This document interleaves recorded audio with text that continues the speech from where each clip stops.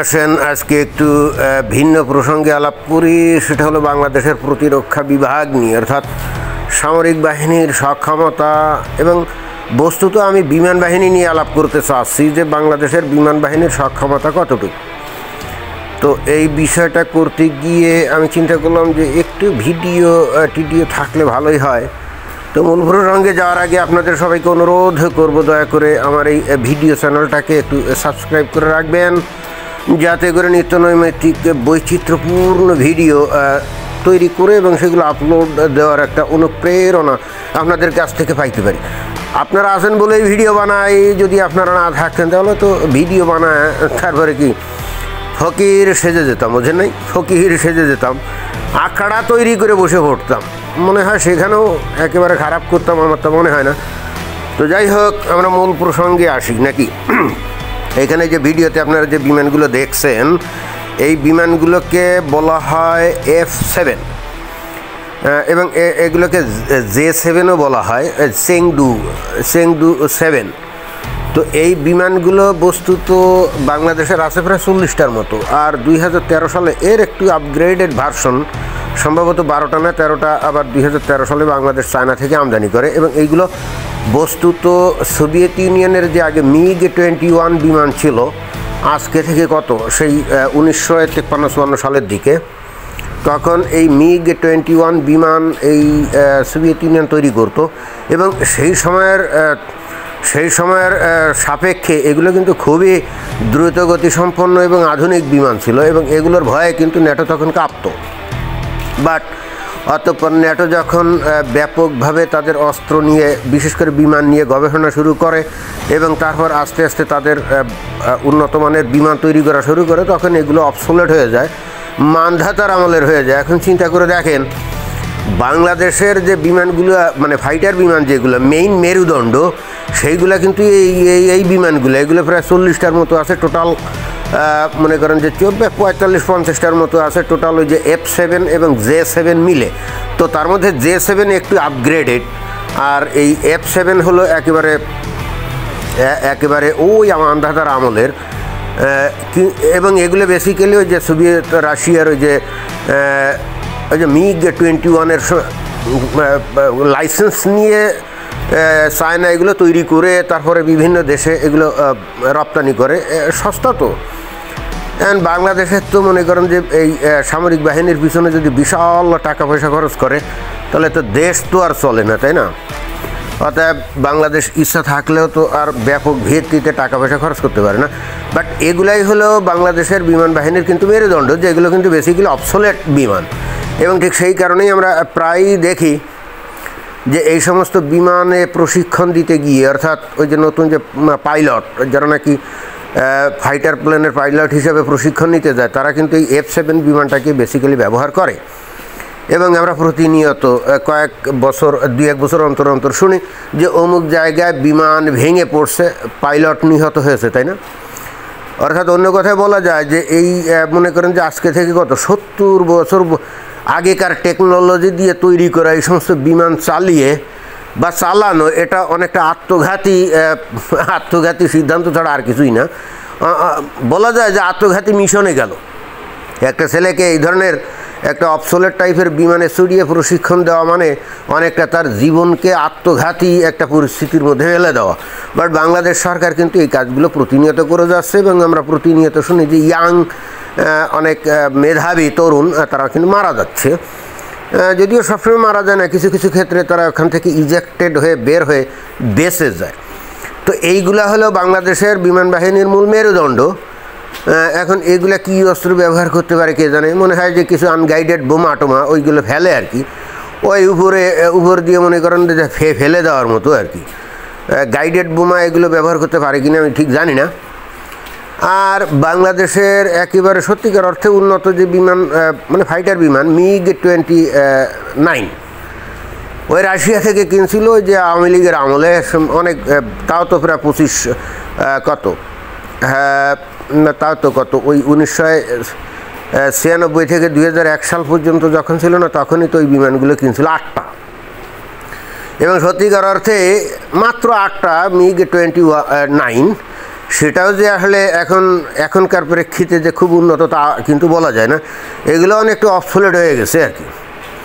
তাহলে কি দাঁড়ালো, বাংলাদেশের কিন্তু প্রকৃতপক্ষে সত্যিকার অর্থে বাংলাদেশ যদি অন্য কোনো দেশের বিরুদ্ধে মনে করেন যুদ্ধে লিপ্ত হয় এবং যদি বিমান যুদ্ধ হয়, তাহলে এখানে এই বাংলাদেশের এই ফাইটার প্লেনগুলোতে যারা চড়বে তারা বস্তুত আত্মঘাতী মিশনে যাবে, কারণ এগুলোর ফিরে আসার সম্ভাবনা খুবই কম, এগুলোর বেঁচে ফিরে আসার সম্ভাবনা খুবই কম। কারণ ওই যে মনে করেন এমনকি মায়ানমারের বিরুদ্ধেও যদি যুদ্ধ করতে যায়, তাহলেও তাদের বিমান বাহিনীতে কিন্তু অনেকগুলো ওই যে আধুনিক বিমান আছে, যেমন তাদের কিন্তু ওই যে একেবারে সুখোই 30 যে বিমান এগুলো কিন্তু আছে, এগুলো আধুনিক একেবারে 4th প্রজন্মের বিমান। তো এদের বিরুদ্ধে যদি এই সমস্ত বিমান উড়ে তাদের সাথে যুদ্ধ করতে যায়, এগুলোতে একেবারে ফটাফট তারা টার্গেট প্র্যাকটিস করার মতো ফেলে দিবে। এখন এই বিমান বাহিনী নিয়ে যদি বাংলাদেশ ভারতের বিরুদ্ধে যুদ্ধ করতে যায়, তাহলে আপনারা নিজেরাই কল্পনা করেন যে বাংলাদেশ আসলে কোথায় আছে আর ভারত কোথায় গেছে। ভারতের অস্ত্রপাতি নিয়ে এত কথা বলার কোনো দরকার নেই, ভারত তো একেবারে লেটেস্ট প্রযুক্তির ওই যে রাফেল বিমান বা রাফাল, আমি ঠিক জানি না উচ্চারণ কীভাবে করে, বাট আমার কাছে মনে হয় রাফায়েল হবে নাকি রাফেল হবে, কে জানে, RAFALE এটার কীভাবে উচ্চারণ করে। তো ড্যাসল্ট রাফেল কোম্পানি এই যে ফ্রান্সের যারা নাকি এই বিমানগুলো এই ভারতের কাছে রপ্তানি করছে, অলরেডি কত 36টা বিমান মনে হয় ভারতের কাছে আছে। আর ভারত তো এখন নিজস্ব প্রযুক্তিতে ওই যে তেজাস ওই বিমানও তারা 4th প্রজন্মের বিমান তারা তৈরি নিজেরাই করছে। এছাড়াও তাদের তো ওই যে শত সুখোই 30 বিমানও আছে, আর 27 বিমান তো অনেক আছে, অর্থাৎ সুখোই 27, এই 27 বিমানটা অনেকটা মানে সেকেলে হয়ে গেছে। সুখোই 30 এটা আধুনিক। এখন আমি আসলে যে জিনিসটা এই ভিডিওটার মাধ্যমে বুঝাতে চাচ্ছি সেটা হলো, বাংলাদেশের মমিন মুসলমানরা তো ভারতের সাথে যুদ্ধ খেলা খেলতে চায়, তাই না? তো দেখেন, যে ফাইটার প্লেন নিয়ে প্রশিক্ষণ দিতে গিয়ে অটোমেটিক্যালি অ্যাক্সিডেন্টে পড়ে এই পোলাফাইন মারা যায় আর কি, যারা নাকি ট্রেনিং দিতে যায়, সেই বিমান দিয়ে ভারতের সাথে আপনারা যদি যুদ্ধ করার চিন্তাভাবনা করেন, অর্থাৎ নিজের ওজন না বুঝে যদি উত্তেজনাবশত খালি ধর্মীয় উন্মাদনায় চিল্লা চিৎকার করেন এবং এই বিমান দিয়ে যদি গাজওয়াতুল হিন্দ করার স্বপ্ন আপনারা দেখেন, তাহলে আপনাদের পরিণতি কী হতে পারে বুঝছেন? এখন আপনারা বলবেন যে পাকিস্তান আপনাদের সাথে থাকে, পাকিস্তানের অনেকগুলো আধুনিক বিমান আছে, যেমন তাদের কিন্তু 40টা ওই যে 40টা কিন্তু F-16 বিমান আছে, যেগুলো কিন্তু ওই বেনজির ভুট্টোর আমলে ওই আমেরিকা কিন্তু বিক্রি করছিল এই পাকিস্তানের কাছে। মজার বিষয় হচ্ছে ওর একটা বড় অংশই কিন্তু এখন যন্ত্রাংশের অভাবে গ্রাউন্ডেড অবস্থায় আছে, ওইগুলো কিন্তু চলতে পারে না। আর আমেরিকা তাদেরকে ওই স্পেয়ার পার্টস সাপ্লাইও দেয় না, কারণ পাকিস্তানকে তো তারা একটা সন্ত্রাসী জঙ্গি রাষ্ট্র হিসেবে ট্রিট করে, যে কারণে ওই স্পেয়ার পার্টসের সরবরাহ বন্ধ করে দিয়েছে, কারণ তারা মানবাধিকার লঙ্ঘন করবে ওই বিমান দিয়ে, এবং অলরেডি করছেও। কিন্তু ওই যে কদিন আগে ওরা যে ওই আফগানিস্তানে তালেবানের ওপর বোমা মারল না, সেটা তো F-16 দিয়ে, বুঝলেন নাই? আর চায়না থেকে ওরা যে 17 অনেক বিমান আনছে, তারপরে এখন শুনছি নাকি স্টিলথ প্রযুক্তির যে 20 এই বিমান নাকি চায়না থেকে আমদানি করবে।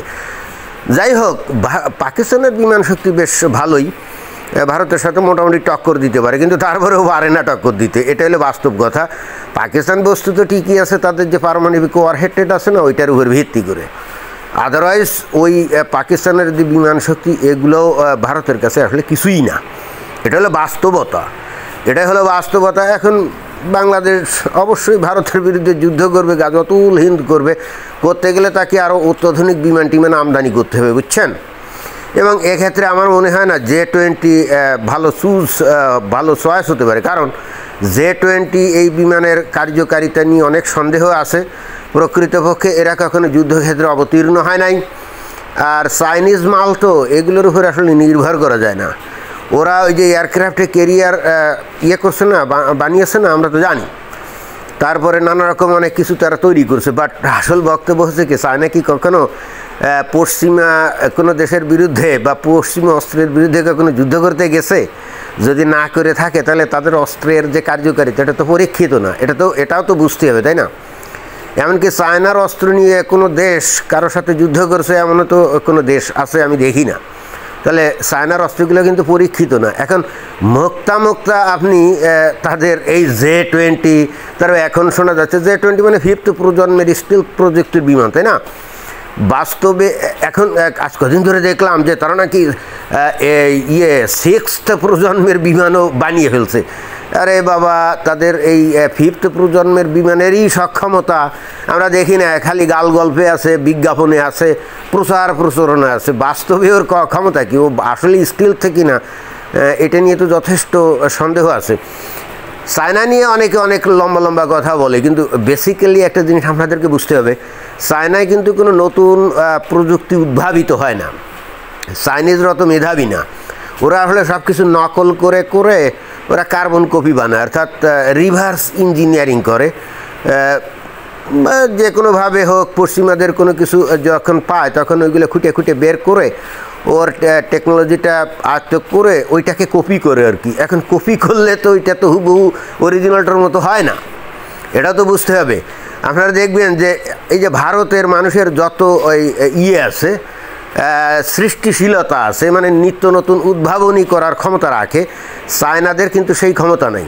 ওরা এ পর্যন্ত যত উন্নতি করছে এটা কমপ্লিটলি এটা পশ্চিমাদের এই যে টেকনোলজি রিভার্স ইঞ্জিনিয়ারিং করেই করা। এবং অবশ্যই আপনারা ভালোই জানেন, কোনো একটা জিনিসের কপি যদি আপনি বানান, সেটা কি অরিজিনাল যে জিনিসটা তার মতো কি সক্ষম হবে? এটা হয় না। আর ওই যে বলতেই হবে যে চাইনিজ অস্ত্রপাতি, ওই যে J-20 স্টাইল থমক এগুলো কিন্তু যুদ্ধক্ষেত্রে এখনও প্রমাণিত না, এগুলোর সক্ষমতা কিন্তু প্রমাণিত না। এমনকি আমরা নিজেরাও দেখতে পাচ্ছি এই সোভিয়েত ইউনিয়নের ওদের কিন্তু আমি দেখলাম যে ওদের Su-35 যে বিমানটা আছে, এই বিমানেও কিন্তু এই যে ইউক্রেনে অনেকগুলো বেশ কিছু কিন্তু ভূপাতিত করা হয়ে গেছে, বুঝছেন? অর্থাৎ রাশিয়ার যে অস্ত্রপাতি, হ্যাঁ ওরা মিসাইল টেকনোলজিতে অনেক উন্নত, বাট বিমান টেকনোলজিতে আমেরিকার ধারে বাড়েও নাই। এখন ওদের যে ওই Su-57 যে বিমানটা আছে, এর কার্যকারিতা কত কে জানে, বাস্তবে তো এখনও পরীক্ষিত হয় নাই। ওরা নিরিবিলি, অর্থাৎ যেখানে নিরাপদ সেখানে দুই একটা মিশন হয়তো করছে, যেমন ওই যে সিরিয়াতে বোমা মারার সময় তারা ওই Su-57 যে স্টেলথ বিমান তারা দাবি করে সেটা ব্যবহার করছে, বাট ওখানে ওই সিরিয়ার ওখানে তো অর্থাৎ বাশার আল আসাদের পক্ষে গেছিল, তো বিদ্রোহীদের উপরে যে বোমা মারছিল, তো ওখানে বিদ্রোহীদের হাতে তো কোনো এয়ার ডিফেন্স সিস্টেম ছিল না। সুতরাং এয়ার ডিফেন্স সিস্টেমের এগেনস্টে এই Su-57 কতটা কার্যকরী এটা কিন্তু এখনও প্রশ্ন সাপেক্ষ। এবং আমরা কিন্তু বিশ্বের সঙ্গে লক্ষ্য করছি, ওরা কিন্তু Su-57 ইউক্রেনের বিরুদ্ধে, অর্থাৎ ইউক্রেনের মধ্যে ঢুকে কখনো ব্যবহার করে নাই। ওরা রাশিয়ার ভূখণ্ডের মধ্যে উড়ে ওখান থেকেই হয়তো মিসাইল মারছে, কিন্তু সাহস করে নাই তারা ওই যে ইসের মধ্যে ঢুকতে, ওই যে ইউক্রেনের মধ্যে ঢুকে এটা ব্যবহার করার সাহস করে না। কারণ যদি এয়ার ডিফেন্স সিস্টেমের কোনো, যেমন প্যাট্রিয়ট যে মিসাইলটা আছে এখন ওই ইউক্রেনে, ওই যে আমেরিকা কর্তৃক, তাই না? তো ওর আঘাতে যদি একটা Su-57 যদি ধ্বংস হয়ে যায়, তাহলে রাশিয়ার গর্ব কি চূর্ণ বিচূর্ণ হয়ে যাবে না? তবে অবশ্যই মিসাইল টেকনোলজিতে আমার কাছে মনে হয় আমেরিকার থেকেও রাশিয়া অনেক উন্নত। কারণ কিছুদিন আগে যে একটা সিস্টেম তারা তৈরি করছে যে শব্দের গতিরও 8-9 গুণ বেশি গতিতে যায়, ওটার নাম জানি কি, ওইটা মারছিল, ওইটা মারার পরে সারা পৃথিবী চমকে গেছিলো, এটা কী মারলো, এটাও কিন্তু আমরা খেয়াল করছি। অর্থাৎ এই মিসাইল টেকনোলজিতে কিন্তু রাশিয়া আমার কাছে মাঝে মাঝে মনে হয় যে আমেরিকার থেকে উন্নত, মানে অগ্রসর। এবং সেই জন্যেই কিন্তু পশ্চিমা দেশগুলো এই রাশিয়াকে ভয় পায়। আদারওয়াইজ রাশিয়া কিন্তু ওই যে টেকনোলজি, অর্থাৎ বিমান টেকনোলজিতে আমার কাছে অনেক পিছিয়ে আছে বলে মনে হয়। তো ভারত নিজেরাই কিন্তু যুদ্ধ বিমান তৈরি করছে, অর্থাৎ তারা কিন্তু স্বনির্ভর হতে চায়, বাট তাদের একটা বড় প্রতিবন্ধকতা ছিল যে তাদের জেট ইঞ্জিন তৈরি করা, এটাতে তারা পিছিয়ে ছিল। তো কয়েকদিন আগে দেখলাম যে কাবেরী বলে একটা ইঞ্জিন তারা তৈরি করছে, কিন্তু তারপরেও ওইটাতে যে থ্রাস্ট যেটা হয় এবং তার যে শক্তি, একটা ফাইটার প্লেনের গতি 2 মাক, অর্থাৎ শব্দের দ্বিগুণ গতি পর্যন্ত পৌঁছাতে যে ধরনের থ্রাস্ট হওয়ার কথা ওই কাবেরী ইঞ্জিনে নাকি সেটা হয় না। পরীক্ষা নিরীক্ষার পর্যায়ে চলছে, হয়তো আরও 2-5 বছর লাগবে ওইটার প্রকৃত থ্রাস্ট উৎপাদন করা, এবং যদি সেটা করে তাহলে কিন্তু ভারত একেবারে খুব দ্রুত কিন্তু অন্তত এই ফাইটার বিমান তৈরি করাতে স্বয়ংসম্পূর্ণ হয়ে যাবে, এবং তখন আর কোনো দেশের কাছে তাদের আর বিমান কিনতে হবে আমার তো মনে হয় না। এবং অলরেডি তারা স্টেলথ প্রযুক্তির বিমান তৈরি করার জন্য টাকা পয়সা বরাদ্দ করছে, তো ওদের সৃষ্টিশীলতা আছে। এখানে বিষয়টা বুঝতে হবে যে চায়নার থেকে ভারতের মানুষের সৃষ্টিশীলতা কেন বেশি। কারণ হচ্ছে চায়নায় ওখানে কমিউনিস্ট পার্টির শাসন ক্ষমতায় না, ওখানে কেউ যদি কোনো কিছু মানে আবিষ্কার করে সৃষ্টিশীল হয় তখন ওইটার ওই স্বীকৃতি ওই দেশের সরকার তেমন দেয় না, যে কারণে মানুষ কিন্তু ওই দিকে ধাবিত হয় না। সোভিয়েত ইউনিয়নের এক